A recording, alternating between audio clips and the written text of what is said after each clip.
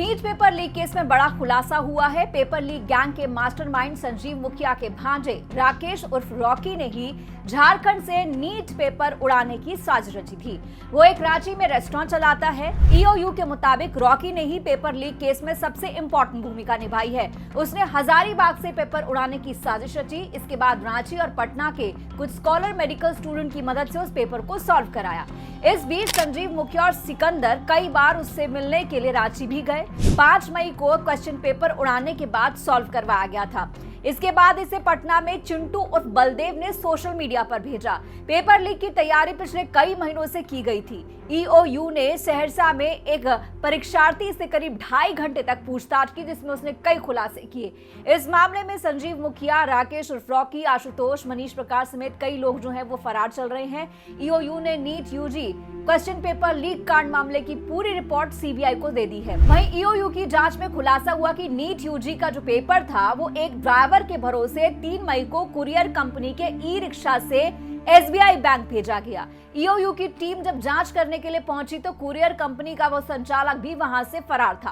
5 मई को प्रश्न पत्र बैंक से परीक्षा केंद्र भेजने के दौरान ही इस पेपर को उड़ाया गया था। एनटीए के नियम के मुताबिक क्वेश्चन पेपर को सीधे रांची से एसबीआई बैंक की हजारीबाग ब्रांच में भेजना था। कुरियर कंपनी के इस संचालक ने पब्लिक ट्रांसपोर्ट से पेपर को रांची से हजारीबाग अपने दफ्तर में मंगवा लिया, जो कि आना नहीं चाहिए था। इसके बाद 5 मई को ई रिक्शा से इसे सेंटर, जो कि ओएसएस स्कूल था, वहां पर भेज दिया गया। जांच में यह भी पता चला कि परीक्षा केंद्र पर पहुंचने से पहले ही डिजिटल लॉक को भी खोला जा चुका था। इसीलिए जब परीक्षा केंद्र पर पहुंचा वो तो उसे खोला नहीं जा सका और उसे कटर से काटना पड़ा। बिहार पुलिस की आर्थिक अपराध यूनिट ने NEET UG paper leak case में रिपोर्ट केंद्रीय शिक्षा मंत्रालय को भी सौंपी है। इसमें कहा गया है कि 5 मई को सेंटर पहुंचने से पहले ही बिहार झारखंड में 100 से ज्यादा अभ्यर्थियों को नीट का पेपर मिल चुका था। इस लीक को परीक्षार्थी माफिया और साइबर अपराधियों ने मिलकर अंजाम दिया है। इसमें एक दिन पहले ही झारखंड के देवघर से गिरफ्तार किए गए थे चिंटू, मुकेश, पंकु, परमजीत, राजीव कुमार। चिंटू इस लीक कांड के मुख्य सरगना संजीव मुखिया का रिश्तेदार है। चिंटू के ही गांव का है मुकेश, जबकि पंकु, परमजीत, राजीव साइबर अपराधी हैं। ईओयू के मुताबिक चिंटू के व्हाट्सएप पर 5 मई को सुबह नीट यूजी का क्वेश्चन पेपर आंसर के साथ पीडीएफ फाइल में पहुंचा था। उसने लर्न एंड प्ले स्कूल से वाईफाई प्रिंटर के जरिए ही ये प्रिंट निकाला था। चिंटू के फोन पर ये पेपर कहां से आया, इसकी जांच अब भी हो रही है। प्रिंट निकालने के बाद परीक्षा माफिया ने पटना के लर्न एंड प्ले स्कूल में, बाईपास के पास एक होटल में और झारखंड के कुछ शहरों में स्टूडेंट्स को सवाल जवाब रटवा दिए थे। इसके बाद माफिया ने ही अभ्यर्थियों को परीक्षा केंद्रों तक भिजवाया था। ये इंतजाम भी किया था। हजारीबाग के ओएसएस स्कूल के लिए आवंटित पेपर भी माफिया तक पहुंच गया था। जिस ट्रंक से ये क्वेश्चन पेपर उड़ाया गया उसके साथ छेड़छाड़ हुई थी।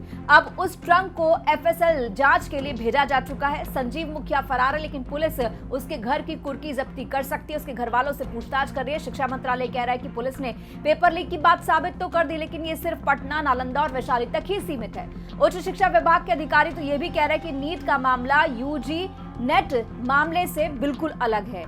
उस समय यूजी नेट का पेपर जो था वो टेलीग्राम और डार्क नेट पर उपलब्ध था, इंटरनेट नेटवर्क से जुड़ा था, जबकि नीट का जो ये पेपर है वो सिर्फ एक सीमित लोगों के पास पहुंचा है। मामले की तह तक जाने के लिए इसे सीबीआई को सौंपा गया है। वहीं दूसरी तरफ पटना कोर्ट ने पेपर लीक केस में 13 गिरफ्तार आरोपियों को जमानत नहीं दी है। उनका कहना है कि अब इस मामले की आगे सुनवाई सीबीआई की विशेष अदालत में होगी।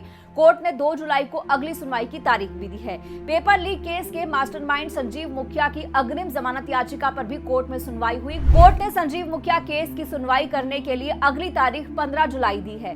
बिहार पुलिस उसकी तलाश में छापेमारी कर रही है। वहीं आपको एक और बता दें, दूसरी तरफ सीबीआई की एक team NEET UG paper leak मामले में जांच के लिए गुजरात के गोधरा शहर पहुंची। गुजरात पुलिस को एनटीए मुख्यालय से जो डेटा मिला उसमें बहुत कुछ खुलासा हुआ है। कुल 16 स्टूडेंट्स को पास कराने की तैयारी की गई। इनमें से 10 गुजरात के हैं, जबकि बाकी 6 दूसरे राज्यों के हैं। पुलिस की जांच में यह भी खुलासा हुआ है कि 16 स्टूडेंट से 10-10 लाख रुपए की रकम ली गई थी। स्टूडेंट्स को सिर्फ उत्तर भरने के लिए कहा गया था जो उन्हें आते हो।